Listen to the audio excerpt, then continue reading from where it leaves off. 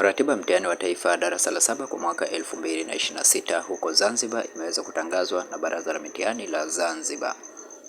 Siku au tarehe ambao ratiba hii itakwenda kuanza ni siku ya Jumatatu tarehe 12 mwezi wa 10 2026, ambapo asubuhi kutakuwa na somo la sanaa za ubunifu na michezo, pamoja na hii ni mchana kutakuwa na English.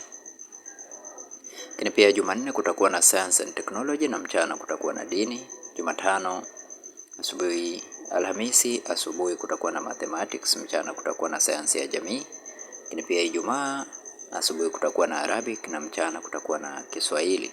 Zingatia kwamba mitihani yote itaendelea kufanyika kama ratiba ilivyopangwa, na ikitokea dharura yoyote itakayopelekea kubadilika kwa ratiba, baraza litatoa taarifa rasmi ya mabadiliko hayo. Mtahiniwa yeyote asiyekuwa na nambari ya mtihani iliyotolewa na Baraza la Mitihani la Zanzibar wakati wa kukamilisha usajili hataruhusiwa kufika katika eneo la kituo cha mtihani.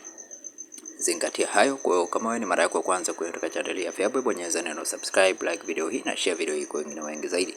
Asante na karibu, tukutane tena katika video inayofuata.